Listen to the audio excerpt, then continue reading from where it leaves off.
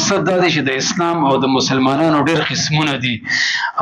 یو هغه چې هغه سي براینام مسلمانی او د اسلام او د مسلمانۍ نوم په پرو دي، خو لیکن د اسلام منافي او برزت کارونه کوي.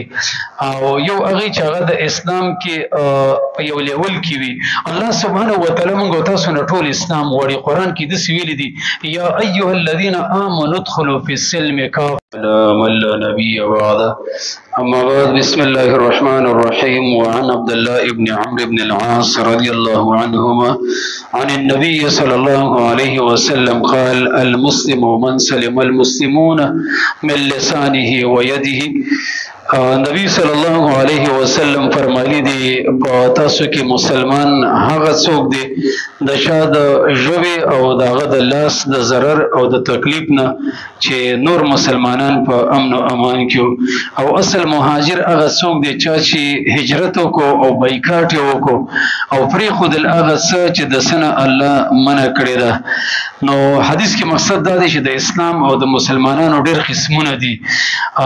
یو هغه چې هغه سي براینام مسلمانی او د اسلام او د مسلمانۍ نوم په پرو دي، خو لیکن د اسلام منافي او برزت کارونه کوي. او یو هغه چې هغه د اسلام کې په یو لیول کې وي. الله سبحانه وتعالی موږ تاسو نه ټول اسلام غواړي. قرآن کې د ویلي دي یا ایها الذین آمنوا ادخلوا فی السلم کافة، ای ایمان ولو ټول په ټول اسلام کې داخل شي. دلته د اسلام مثال د جامع سور کړي. که یو سړی جامه اچي یو پرتوګ چې یو پنسي چولې یو نه خلکو ته لیونی ښکاره کیږي.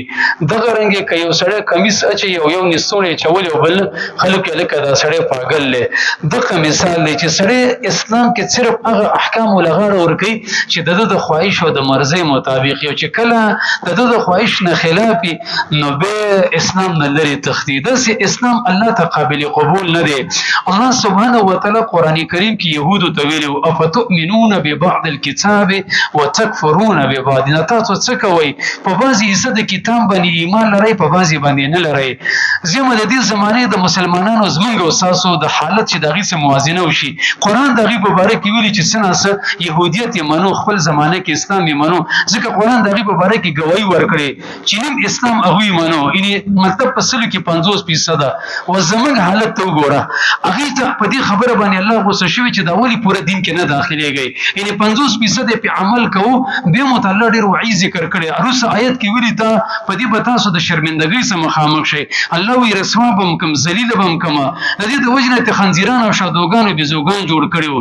نو زموږ به څه حال وي چې د هغوی زموږ نه په دې باب کې لږ ښه وو، ځکه چې د هغې په اسلام کې 50% و 50 نه. زموږ معاملاتو ته ګورئ، زموږ عقیدو ته ګورئ، زموږ صورت او سیرت، زموږ چې کوم دی خانداني ژوند، زموږ انفرادي اجتماعي ژوند، د حلال او د حرامو به موږ تاسو څومره پتی. داسې کې د حدیث کې داسې معنی ده وایي د الله پیغمبر یو مسلمان هغه څوک دی چې چا د ژبې او د ضرر نه بل مسلمان په امن کې و. دا نبوي تعبیر دی، دا پیغمبري مسلمان دی ته وایي. په سلفو کې ابو عثمان النهدي په وړاندې باندې یو سړي بل مسلمان پسې خبرې وکړلې. نو ده ورته وویلې چې هلکه تا چې د مسلمان پسې دا غیبت وکړو، ویل تا چېرته ترک کې جنګ کړی، ترکیانو په خلاف جنګېدلې؟ هغه ویلې نه. ویل هند کې دې جنګ کړی؟ ویلې نه. ویل دا څنګه مسلمان چې هندیان او ترکیان د نه په امن کې دي، کافر ته څه نه وي او مسلمان ته تکړه یې. نو دې هغه له پې زجر او رټنه ورکړله. نو دلته مقصد دا دی چې مسلمان ته تکلیف رسول، هغه پسې غیبت او بهتانه کول، هغه ته بد دی ویل، دا اسلام کې نقصان دی. الله سبحانه وتعالی قرآن کریم کې ولا یغتب بعضکم بعضا ایحب احدکم ان یاکل لحم اخیه میتا فکرهتموه. تاسو کې دا سړی خوښوي داسې چې مسلمان رور یې مړ دی، ژوندی هم نه دی، مړ دی، چې هغه باندې ډېر رحم پکار دی. دې ته لګیا دی، ورور یې دی، د مور او پلار نه پیدا دی، سکرور یې دی، او ده ته قلار یې چاړه نیولې ده، غوښه ترې راپرې کوي او خوري یې. نو د انسان غوښه خوړل او بیا د رور او بیا د مړ، دا څومره عظیمه ګناه ده. حدیث کې راغلی دی چې من اکل لحم اخیه فی الدنیا فقرب له یوم القیامه فیقال له کل کما اکلته حیا فی الدنیا. وایي چې چا پسې غیبت کړی دی، الله سبحانه وتعالی به د دې انسان د نه غوښه جوړه کړي. د چا پسې چې غیبت کړی دا به مرداري او ده ته به وړاندې کړي شیشه به اوس یې وخوره، تا په دنیا کې خوړلې وه، په زور به یې پرې وخوري. نو فیسیح فیأکله، چغې به تی وباسي دا شکل بوله بدرنګ کی کله دې کې پارمې چرګ مړی او پاغي باندې سپوم خلواري او یو خر مړی او باغی باندې ورځین تیر شو بوینه تیزي او چنجي پکې شوی او یو سړی پاغه باندې بزور مجبور شبه خورا زړه به وچوي او د قیامت کې به داسې احوال جوړیږي ولا عیاذ بالله زموږ عزت مند دي خبر باندې ایمان پکار دی یقین پکار دی د اخرت احوال ډیر ناشنا دي دا کار بچی کې د الله پیغمبر ویلي قران موږ ته خبري ذکر کړي الله سبحانه و تعالی دې موږ تاسو د غیبتونو وساتي وبالله